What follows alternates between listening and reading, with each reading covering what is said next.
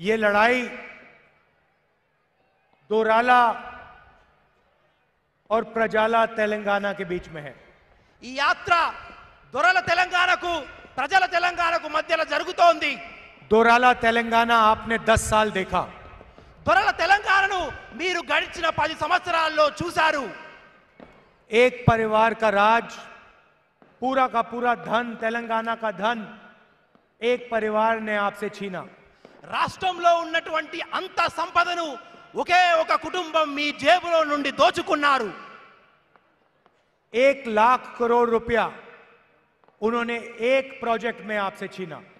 1 లక్ష రూపాయల ధనాన్ని కేవలం ఒకటే ప్రాజెక్టు గురించి మీ ప్రజా ధనాన్ని వాళ్ళు దోచుకున్నారు। इरिगेशन मंत्री थे, पूरा का पूरा प्रोजेक्ट बदल दिया। कल्वेश्वरम डैम को बिल्कुल नए तरीके से बनाया और पूरा का पूरा लक्ष्य सिर्फ चोरी करने का था। ఇరిగేషన్ మినిస్టర్ ఉన్నవారు ఆ కాళేశ్వరం ప్రాజెక్టు యొక్క మొత్తం డిజైన్ ను మర్చి వారికి అనుగుణంగా డబ్బులు దోచుకునే విధంగా చేసి మీ ధనాన్ని పూర్తిగా దోచుకున్నారు। मैंने अपनी आंखों से जाकर इस भ्रष्टाचार के चिन्ह को देखा। నా కళ్ళారా నేను కాళేశ్వర ప్రాజెక్టు చూసి జరిగిన కుంభకోణాన్ని కళ్ళారా పరిశీలించాను। प्रोजेक्ट कुछ ही साल पहले बना और खंभों में अभी से क्रैक आने शुरू हो गए हैं। ఆ కాళేశ్వరం ప్రాజెక్టు కట్టిన కొన్ని సంవత్సరాల్లోనే దాని పునాదులు పగిలిపోయాయి। पूरा का पूरा डैम नीचे धंस गया है। ఆ కాళేశ్వరం ప్రాజెక్టు యొక్క మొత్తం డ్యాము లోపలికి కృషించిపోయింది। और लक्ष्य पानी देने का नहीं था, लक्ष्य चोरी करने का था। కాళేశ్వరం ప్రాజెక్టు యొక్క కట్టడానికి ముఖ్య ఉద్దేశం నీటి కోసం కాదు, దాని ద్వారా ధనాన్ని సంపాదించాలనే దురుద్దేశం। दूसरी तरफ आपके चीफ मिनिस्टर कंप्यूटराइजेशन की बात करते हैं। మీ యొక్క ముఖ్యమంత్రి మొత్తం దోచుకున్నారు। हमने भी कंप्यूटराइजेशन की बात की थी, हमने हैदराबाद बनाया। మేము హైదరాబాదు నగరాన్ని ఒక చారిత్రాత్మక నగరంగా నిర్మించి ఉన్నాము। पूरी दुनिया में तेलंगाना का नाम हैदराबाद ने ऊंचा किया है। విశ్వవ్యాప్తంగా మేము నిర్మించినటువంటి హైదరాబాదు ఒక కేంద్ర బిందువుగా విశ్వవ్యాప్త ప్రఖ్యాతి చెందిన నగరం మేము నిర్మించినది। उनके कंप्यूटराइजेशन में वो धरनी पोर्टल लाते हैं। కంప్యూటరైజేషన్ అనే నెపంతోని మీ భూములను ధరణి పోర్టల్ ద్వారా లాక్కునే ప్రయత్నం చేస్తున్నారు। उन्होंने कहा कि जमीन के रिकॉर्ड्स को कंप्यूटराइज करेंगे। వాళ్ళు అన్నారు ఈ ధరణి పోర్టల్ ద్వారా మేము కంప్యూటరైజేషన్ చేస్తామని। मगर सच्चा लक्ष्य 20 लाख लोगों से जमीन छीनने का था। కానీ సత్యం ఏమిటంటే ఈ ధరణి భూమి పోర్టల్ ద్వారా 20 లక్షల ఎకరాల భూమిని లాక్కునే ఉద్దేశం మాత్రమే। लाखों किसानों से जमीन छीनी और अपने मित्रों को, बड़े बड़े उद्योगपतियों को पकड़ा दी। లక్షల మంది రైతుల నుండి అన్యాయంగా భూమిని లాక్కొని వాళ్ళ స్నేహితులకు వాళ్ళ మిత్రులకు ధారాదత్తం చేశారు మీ భూమిని। पैसे बनाने वाली सारी की सारी मिनिस्ट्रियां एक परिवार के हाथ में है। పైసలు సంపాదించుకునే అవకాశం ఉన్న ప్రతి ఒక్క మంత్రివర్గాన్ని కేసీఆర్ కుటుంబ పాలనలో వాళ్ళ చెక్కు చేదల్లో ఉంచుకున్నారు। चाहे वो जमीन हो, शराब हो, रेत हो, जहां भी पैसा बनता है वहां आपको केसीआर का परिवार का कोई ना कोई सदस्य मिलेगा। అది ఇసుకతో కూడిన మంత్రిత్వ శాఖ అయితేంది, నీరు అయితేంది, లిక్కర్ అయితేంది, ఇంకేదైనా ఆ అన్ని మంత్రిత్వ శాఖలు వాళ్ళ చెక్కు చేతల్లో ఉన్నాయి। दलित बंधु स्कीम में 3 लाख रुपए का कट लेते हैं इनके एमएलए। దళిత బంధువుతోని వారు 3 లక్షల రూపాయలు కోత పెట్టి అందరికి దోచుకుంటున్నారు। 8,000 किसानों ने तेलंगाना में आत्महत्या की है। 8 లక్షల మంది రైతులు ఈ తెలంగాణ రాష్ట్రంలో ఆత్మహత్య చేసుకున్నారు। कल शाम मैं तेलंगाना के युवाओं से मिला। నిన్న సాయంత్రం నేను కొంతమంది తెలంగాణ నిరుద్యోగ యువకులతో కలిశాను। अपना पैसा देकर, लाखों रुपए देकर वो एग्जाम की तैयारी कर रहे हैं। వాళ్ళు లక్షలు వెచ్చించి పరీక్షలు రాస్తారు, ప్రిపేర్ అయ్యి एग्जाम के दिन पता लगता है कि पेपर लीक हो गया। కానీ ఎగ్జామ్ రాసిన తర్వాత తెలుస్తుంది వాళ్ళు రాసినటువంటి ప్రశ్న పత్రాలు లీక్ అయిపోయాయని। मतलब अगर आप केसीआर के मित्र हैं, उसके परिवार के सदस्य हैं, तो आसानी से आप कोई भी एग्जाम पास कर सकते हो। मगर अगर आप तेलंगाना के युवा हो तो बिना पैसे दिए, बिना रिश्वत दिए आप ना एग्जाम पास कर सकते हो, ना आपको नौकरी मिल सकती है। కేసీఆర్ మిత్రువులైతే బంధువులైతే వారు ఇచ్చేటటువంటి పరీక్షలలో ఉత్తీర్ణులయ్యి ఉద్యోగం సాధించే అవకాశం ఉంటుంది. కానీ అదే తెలంగాణ నిరుద్యోగ యువత మాత్రం అటువంటి అవకాశాన్ని కోల్పోతున్నారు. केसीआर ने सवाल पूछा, कांग्रेस पार्टी ने क्या किया? కేసీఆర్ గారు అంటారు కాంగ్రెస్ ప్రభుత్వం ఏమి చేసిందని. मैं उनको बताता हूं कांग्रेस पार्टी ने क्या किया। వాళ్ళకి చెప్పదలుచుకున్న కాంగ్రెస్ ప్రభుత్వం ఏమి చేసిందో. केसीआर जी, जिन सड़कों पे आप चलते हो वो सड़कें कांग्रेस पार्टी ने बनाई हैं। కేసీఆర్ గారు మీరు ఏ రోడ్ల మీద అయితే నడుస్తున్నారో ఆ రోడ్లు నిర్మించింది కాంగ్రెస్ పార్టీ. जिस स्कूल और यूनिवर्सिटी में आपने पढ़ाई की वो स्कूल और यूनिवर्सिटी कांग्रेस पार्टी ने बनाई थी। మీరు ఏ పాఠశాలలో చదువుకున్నారో ఏ విశ్వవిద్యాలయం చదువుకున్నారో అవి కట్టిన ఈ కాంగ్రెస్ ప్రభుత్వాలు. और जिस हैदराबाद से आप रोज करोड़ों रुपया चोरी करते हो वो हैदराबाद को कांग्रेस पार्टी ने तेलंगाना की जनता के साथ बनाया है। ఏ హైదరాబాద్ అనే నెపంతో మీరు ప్రజల యొక్క కోట్ల పైసలు కొల్లగొడుతున్నారో ఆ హైదరాబాద్ను విశ్వనగరంగా రూపుదిద్దించింది కాంగ్రెస్ పార్టీ. मगर अजीब सी बात है, जो नरेंद्र मोदी कहते हैं वही आप कहते हो। ఏదైతే నరేంద్ర మోదీ గారు అక్కడ అంటారో అదే మాట కేసీఆర్ గారు ఇక్కడ అంటారు. नरेंद्र मोदी ने भी यही कहा कि कांग्रेस पार्टी ने क्या किया, केसीआर भी यही कहते हैं कांग्रेस पार्टी ने क्या किया। నరేంద్ర మోడీ గారు కూడా ఇదే అంటారు కాంగ్రెస్ పార్టీ ఏమి చేసిందని. కేసీఆర్ గారు కూడా అదే అంటారు కాంగ్రెస్ ప్రభుత్వం ఏమి చేసిందని. लोकसभा में जब भी नरेंद्र मोदी को जरूरत पड़ती है केसीआर पूरी मदद करते हैं, चाहे जीएसटी हो, चाहे नोटबंदी हो, चाहे किसान के खिलाफ जो कानून बनाए वो हो, जमीन अधिकरण बिल हो, एकदम केसीआर मदद करते हैं। కేంద్రంలో ఉన్నటువంటి నరేంద్ర మోడీ గారు పార్లమెంట్లో ఎటువంటి చట్టాలు తీసుకొచ్చినా దానికి కేసీఆర్ గారు సమర్థిస్తారు. అది రైతుల నల్ల చట్టం అయితేంది, అది జిఎస్టీ చట్టం అయితేంది, అది నోట్ల రద్దు చట్టం అయితేంది.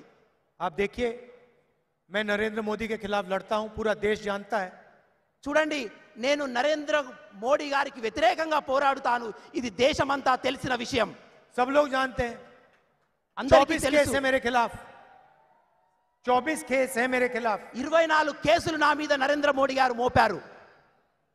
55 घंटे 5 दिन के लिए ईडी ने मुझसे सवाल पूछे। 55 గంటలు 5 రోజులు నా మీద ఈడీ దర్యాప్తు కొనసాగింది. 2 बजे रात तक 2 గంటల రాత్రి గంట వరకు मेरी लोकसभा की सदस्यता रद्द कर दी, నా యొక్క లోక్సభ సభ్యత్వాన్ని కూడా వీరు రద్దు చేశారు. मेरा घर छीन लिया। నా ఇంటిని కూడా లాక్కున్నారు. तो मेरा आपसे सवाल है, अगर केसीआर नरेंद्र मोदी के साथ नहीं खड़ा है तो उस पर केसेस क्यों नहीं लग रहे, उसका घर क्यों नहीं लिया जा रहा, उसकी सदस्यता क्यों नहीं रद्द की जा रही? నేను ఒక ప్రశ్న అడుగుతున్నాను. ఒకవేళ కేసీఆర్ నరేంద్ర మోడీ కలిసి ఉండకుంటే కేసీఆర్ మీద కూడా సిబిఐ రైడ్ అయ్యేది, ఈడీ పడేది, అదే విధంగా వారి యొక్క ముఖ్యమంత్రి పీఠానికి కూడా ముప్పు వచ్చేది కదా. इन्होंने मेरा घर लिया, मैंने उनसे कहा नहीं चाहिए तुम्हारा घर, ले जाओ इसको उठा के, मुझे नहीं चाहिए। వీరు నా ఇంటిని లాక్కున్నారు. నేను చెప్పాను నాకు అవసరం లేదు, ఈ ఇంటిని మీరు తీసుకోండి అని నేను వారికి చెప్పేశాను. मेरे करोड़ों घर हैं हिंदुस्तान में, हर गरीब व्यक्ति के दिल में मेरा घर है। నేను చెప్పాను కోట్లాది ఇండ్లు నాకు ఈ భారతదేశంలో ఉన్నాయి, బీదాది బీదమైన ప్రతి మనసు కూడా నాకు ఒక నివాసమని. पहले यहां पे बीजेपी के लोग छाती फैलाए घूम रहे थे। కొన్ని రోజుల క్రితం బీజేపీ వాళ్ళు ఈ ఏరియాలలో ఈ రాష్ట్రంలో ఛాతీ ఇట్లా నిబ్బరపరుచుకొని తిరిగేవారు. जहां देखो पहले नरेंद्र मोदी, अमित शाह, योगी छाती फैलाए घूम रहे थे, छाती फैलाए घूम रहे थे। ఎక్కడ చూసినా నరేంద్ర మోడీ గారు, అమిత్ షా గారు ఛాతులు ముందుకు పొడుచుకొని వారి దిట్టంగా తిరిగే కనిపించేవారు. तेलंगाना में अमित शाह ने कहा कि हम ओबीसी चीफ मिनिस्टर लाएंगे। వారు బీజేపీ వాళ్ళు చెప్పారు తెలంగాణలో మేము ఓబీసీ ముఖ్యమంత్రిని నిలబెడతామని. भैया पहले 2% वोट तो लाओ, फिर बात करना सीएम की। ముందైతే ప్రజల నుండి ఓట్లు తెచ్చుకోండి, తర్వాత ముఖ్యమంత్రి విషయం గురించి ఆలోచిద్దాం. पूरी हवा बीजेपी की निकाल दी कांग्रेस पार्टी ने। కాంగ్రెస్ పార్టీ బీజేపీ యొక్క గాలి మొత్తం తీసేసింది. मतलब गाड़ी में 4 टायर होते हैं, चारों के चारों टायर हमने पंचर कर दिए बीजेपी वाले। ఏ విధంగానైతే కారుకు 4 టైర్లు ఉంటాయో ఆ 4 టైర్ల గాలి తీసేసినట్టు బీజేపీ తీసేసింది, और फाड़ के फेंक दिए। తీసి బయట పడేసినాం। अब बीजेपी क्या कर रही है? पीछे से केसीआर की मदद कर रही है। ఇప్పుడు బీజేపీ పని అయిపోయింది కాబట్టి ఇప్పుడు కేసీఆర్ కి భయం మొదలు పెట్టింది। और केसीआर बीजेपी की मदद कर रहा है। కేసీఆర్ బీజేపీని సహకరిస్తున్నారు, అదే విధంగా బీజేపీ కేసీఆర్ ను और సహకరిస్తుంది। इस ड्रामे में तीसरा प्लेयर भी है, एमआईएम। ఈ ఇద్దరి మధ్యలో మరొక మిత్రుడు ఉన్నాడు, ఎంఐఎం। जहां भी देखो कांग्रेस को तंग करने लग जाते हैं। ఎక్కడ చూసినా కాంగ్రెస్ ను ఇబ్బంది పెట్టడమే ఈ ఎంఐఎం యొక్క లక్ష్యం। बीजेपी से नहीं लड़ते कभी। వాళ్ళు బీజేపీతో కొట్లాడరు। असम में, राजस्थान में, मध्य प्रदेश में, गोवा में जहां भी कांग्रेस बीजेपी के खिलाफ लड़ती है वहां आपको एमआईएम के लोग दिखेंगे। बीजेपी से पूछ के टिकट लगा देंगे अपने। రాజస్థాన్, అస్సాము, గోవా లాంటి రాష్ట్రాలలో ఎక్కడైతే కాంగ్రెస్ పార్టీ గట్టిగా పట్టుంటుందో అక్కడ వెంటనే బీజేపీ ఎంఐఎం క్యాండిడేట్లను నిలబెట్టి మమ్మల్ని ఓడించే ప్రయత్నం और చేస్తుంది। ये तीनों एक साथ काम कर रहे हैं। ఇప్పుడు వీళ్ళు ముగ్గురు కలిసి పని చేస్తున్నారు। जहां भी हमारी सरकार आती है हम शुरुआत में ही चीफ मिनिस्टर को साफ बता देते हैं। ఎక్కడైతే కాంగ్రెస్ ప్రభుత్వం ఏర్పడబోతుందో అక్కడి ముఖ్యమంత్రులు మేము ఒక విషయాన్ని స్పష్టం చేయబోతున్నాము।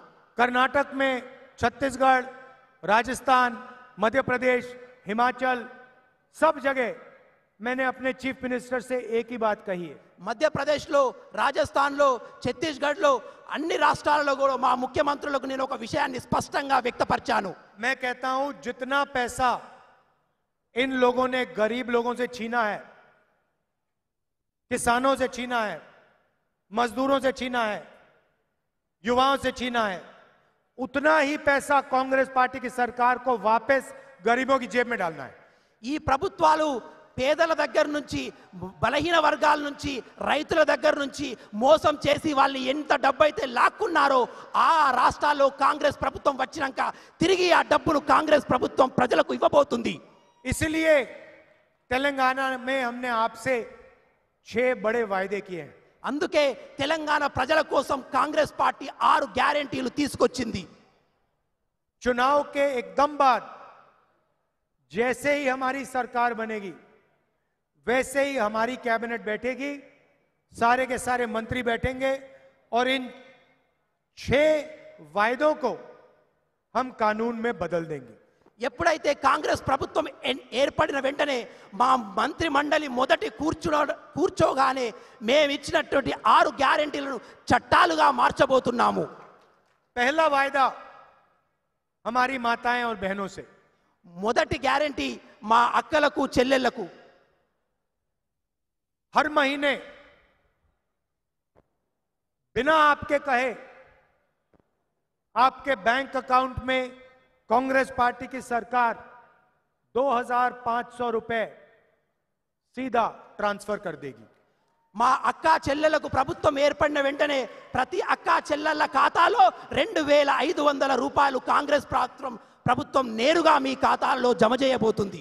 आज आप 1200 रुपए का सिलेंडर खरीदती हो, ఈ రోజు మీరు 1200 రూపాయలు పెట్టి గ్యాస్ సిలిండర్ కొంటారు।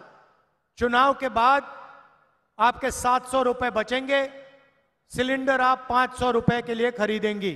ఎన్నికలు జరిగిన వెంటనే 600 రూపాయలు మీరు మినహాయించుకొని 500 రూపాయలకే గ్యాస్ సిలిండర్ కొనబోతున్నారు। और केसीआर के राज में तकरीबन 2000 रुपए आप बस के टिकट खरीदने में डालती हो। ఈ తెలంగాణ ప్రభుత్వంలో మీరు ప్రయాణానికి దాదాపు 2000 రూపాయలు బస్సు ఛార్జీలుగా కేటాయించవలసి ఉంటుంది। जैसे हमने कर्नाटक की महिलाओं के लिए किया वैसे ही हम तेलंगाना में तेलंगाना की महिलाओं को फ्री में बस का टिकट देंगे।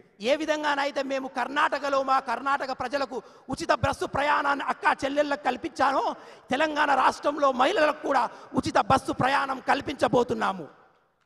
जितनी भी बार आप बस में जाएंगी, जहां भी जाएंगी, मार्केट जाएंगी, अस्पताल जाएंगी, बच्चों की स्कूल जाएंगी, दूसरे शहर में जाएंगी, जहां भी आप जाएंगी आपको बस के लिए 1 रुपया नहीं देना पड़ेगा। నా అక్క చెల్లెళ్ళు ఈ రాష్ట్రంలో ఎక్కడ ప్రయాణించినా, దవాఖానాకి వెళ్ళినా, మార్కెట్కి వెళ్ళినా, ప్రయాణానికి వెళ్ళినా మీరు ఉచితంగా ₹1 కేటాయించకుండా ప్రయాణించే అవకాశాన్ని కల్పిస్తాము. 700 रुपए आपके सिलेंडर के बचे, 2000 रुपए आपके बस के बचे, 2500 रुपए आपके बैंक अकाउंट में गए. हर महीने 5000 रुपए का फायदा आपको एकदम कांग्रेस पार्टी देगी. पहला काम. 600 రూపాయలు మీకు గ్యాసులో తగ్గిస్తున్నాము. 2000 రూపాయలు మీ ప్రయాణ ఖర్చులను తగ్గిస్తున్నాము. నేరుగా మీకు 2500 రూపాయలు ఇస్తున్నాము. और ये हम लाखों महिलाओं के लिए करेंगे. లక్షలాది మందికి ఈ సదుపాయం ఇవ్వబోతున్నాము.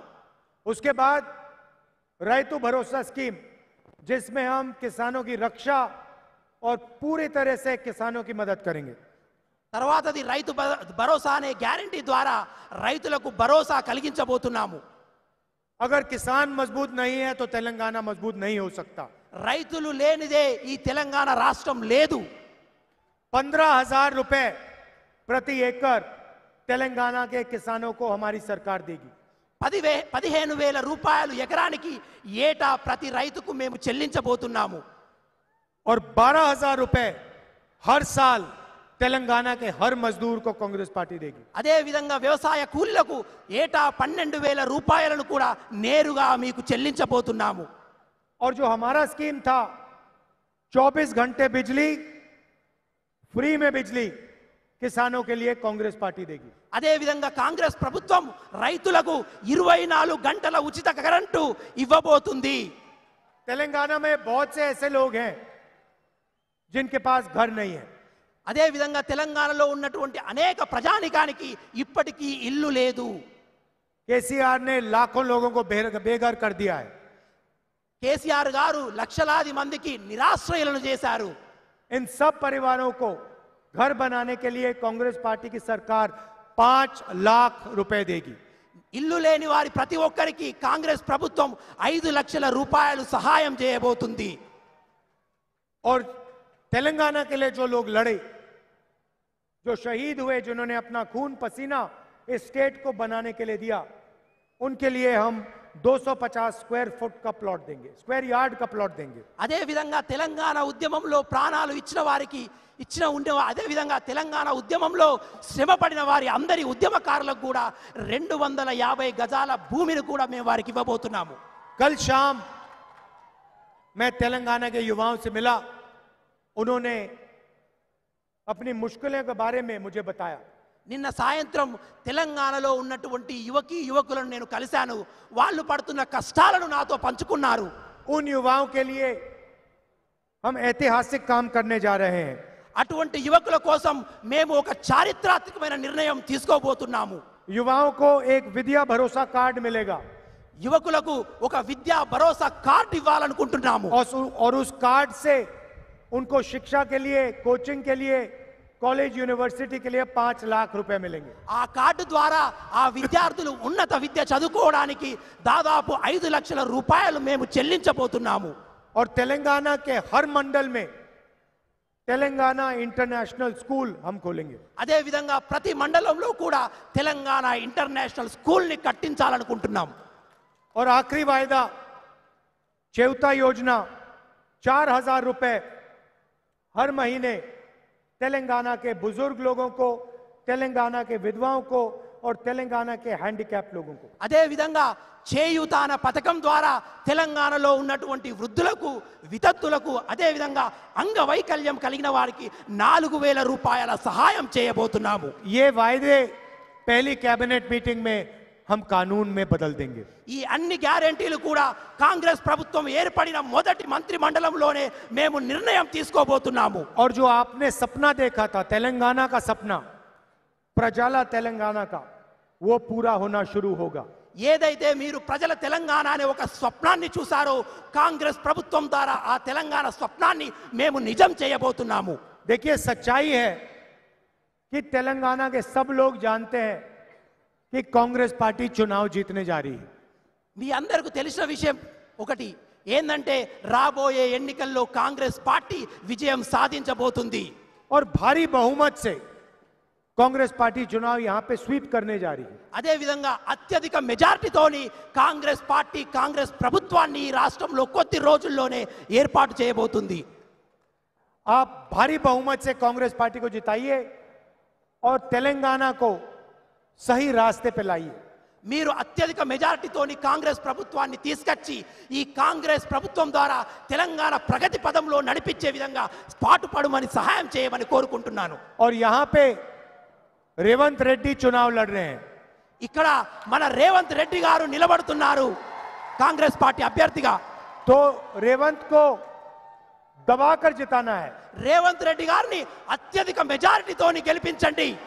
यहां पे बीआरएस को एक भी वोट ना मिले, रेवंत को भारी बहुमत से आप सब मिलकर जिताइए। ఇక్కడ మీరందరూ రేవంత్ రెడ్డి గారిని అత్యధిక మెజారిటీగా గెలిపించవలసిందిగా నేను విజ్ఞప్తి చేస్తున్నాను, కోరుకుంటున్నాను. और हम प्रजाला तेलंगाना का सपना पूरा करें। మేము ప్రజల తెలంగాణ అనే ఒక స్వప్నాన్ని నిజం చేయబోతున్నాము. दिल से आपका धन्यवाद करता हूं। नमस्कार, जय हिंद, जय तेलंगाना। మనస్ఫూర్తిగా మీ అందరికీ ధన్యవాదాలు. జై హింద్, జై కాంగ్రెస్.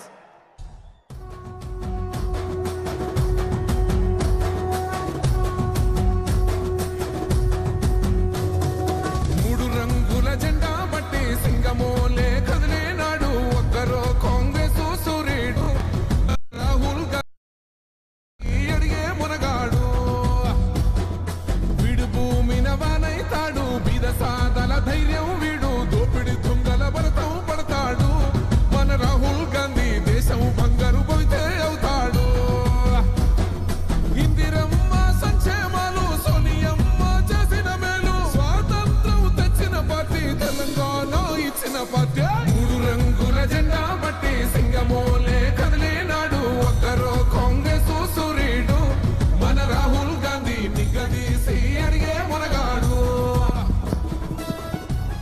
మాట పనిచేయండి మిత్రులారా. రాహుల్ గాంధీ గారిని బ్రహ్మాండమైన స్వాగతం పలికి కరీంనగర్ గడ్డ మీద కాంగ్రెస్ పార్టీని గెలిపించే విశ్వాసం కలిగించినందుకు మీకందరికీ ధన్యవాదాలు తెలియజేస్తూ ఈరోజు ఈ కరీంనగర్ శాసనసభ నియోజకవర్గం నుంచి శ్రీమతి మల్లికార్జున్ ఖర్గే గారు,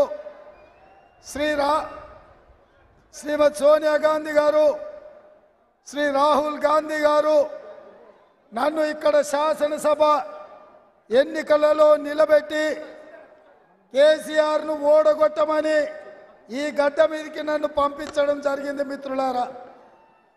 మిత్రులారా, ఈరోజు ఈ ప్రాంతంలో 40 సంవత్సరాల నుంచి కష్టాలలో నష్టాలలో గెలిచినా ఓడినా ఎప్పుడైనా అర్ధరాత్రి అయినా అపరాత్రి అయినా ఏ కష్టం వచ్చినా మీకు అండగా మీ అభిమాన నాయకుడు షబీర్ అలీ గారు ఉండి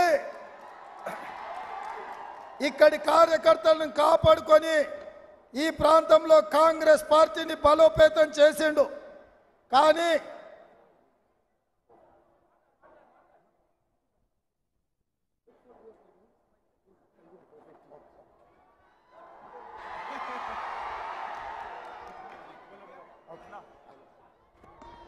మిత్రులారా, నేను మీతో మాట్లాడుతున్నానని చెప్పి మళ్ళీ రాహుల్ గాంధీ గారు మీలో కూర్చోవడానికి వారు ప్రోగ్రాంని వాయిదా వేసుకొని మళ్ళీ కూర్చున్నారు. ఇవాళ నేను ఒక్కటే మాట చెప్పదలుచుకున్నా.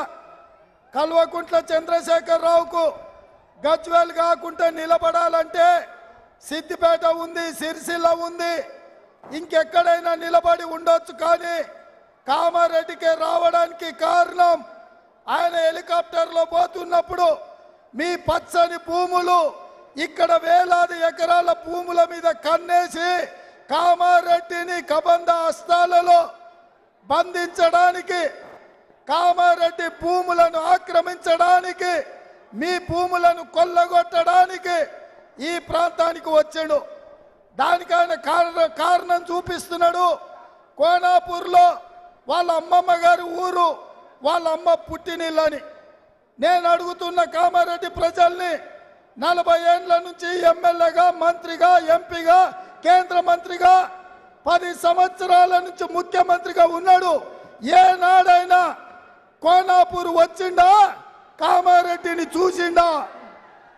మరి ఇవాళ అమ్మమ్మ గుర్తొచ్చింది, అమ్మ గుర్తొచ్చింది, కామారెడ్డికి వచ్చిండు. దీని వెనకాల ఉన్న కుట్రేందో మీరు అర్థం చేసుకోవాల్సిన అవసరం ఉంది మిత్రులారా. అదేవిధంగా ఈ ప్రాంతంలో మీకు తెలుసు గల్ఫ్ కార్మికులు అత్యధికం. వేలాది మంది ఇక్కడ కుటుంబాల బాగు కోసము, భార్య బిడ్డల్ని సాకడం కోసము గల్ఫ్ దేశాలకు వెళ్ళి రూపాయి కూడబెట్టి పంపిస్తే అక్కడ అక్రమ కేసులలో ఇరుక్కున్నా, అక్కడ సమస్యలు వచ్చి ఉద్యోగం ఉపాధి కోల్పోయినా ఏ రోజు కూడా గల్ఫ్ కార్మికులను ఆదుకోవడానికి ఆ కుటుంబాలు ఎట్లున్నాయో చూడడానికి రాలే. అదేవిధంగా ఈ ప్రాంతంలో బీడీ కార్మికులు ఎక్కువ. మా అక్కలు మా పెద్దమ్మలు భర్తలు గల్ఫ్కు వలసపోతే పిల్లల్ని చదివించుకోవడానికి, కుటుంబానికి సాదుకోవడానికి మా అక్కలు బీడీ కార్మికులుగా ఉన్నారు. కానీ వాళ్ళకి పెన్షన్ ఇవ్వాలని, ఆ కుటుంబాలను ఆదుకోవాలని, ఆ పిల్లల్ని చదివించాలన్న ఆలోచన చేయలే. మరి మిత్రులారా, ఈరోజు దేశమంతా కామారెడ్డి వైపు చూస్తుంది. కామారెడ్డి ప్రజలు ఇవ్వబోయే తీర్పు ఈ తెలంగాణ భవిష్యత్తును నిర్ణయించబోతుంది.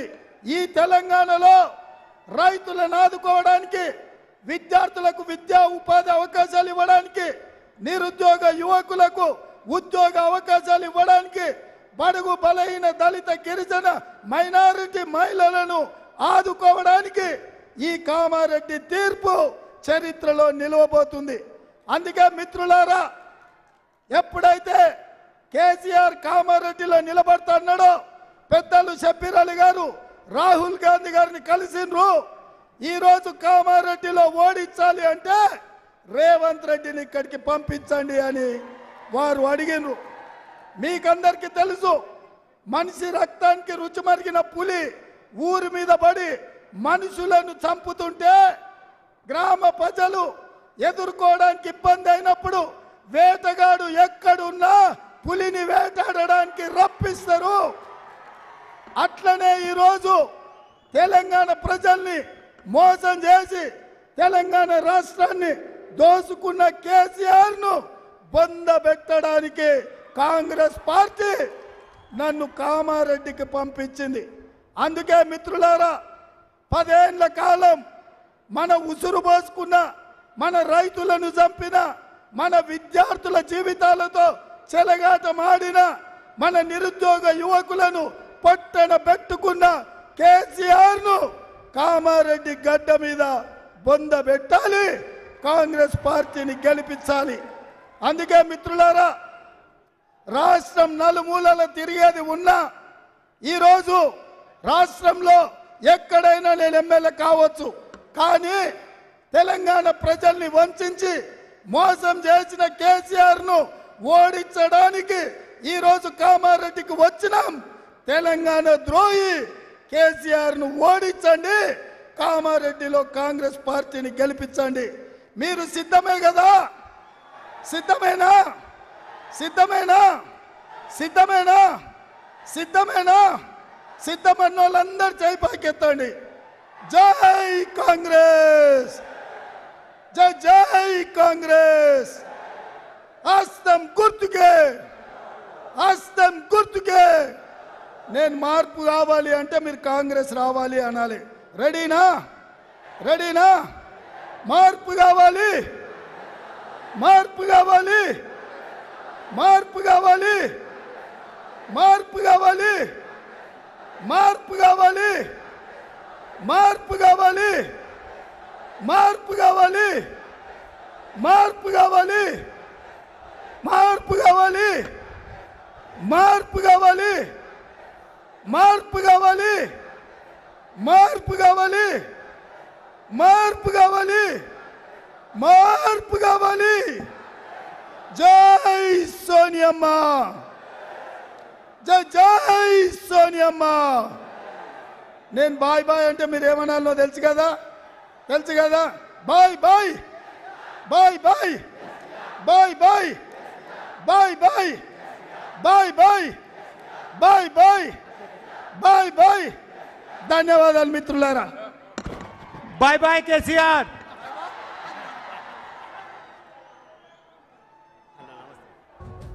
कांग्रेस पार्टी, कांग्रेस पार्टी మూడు రంగుల చేతి గుర్తుకే, జెండాలే కదిలే నాడు ఒక్కరో చేతి గుర్తుకే రాహుల్ గాంధీ నాయకత్వం, గదీసి రేవంత్ అన్న నాయకత్వం, జై కాంగ్రెస్। భూమిన వానైతాడు బీద సాదల ధైర్యం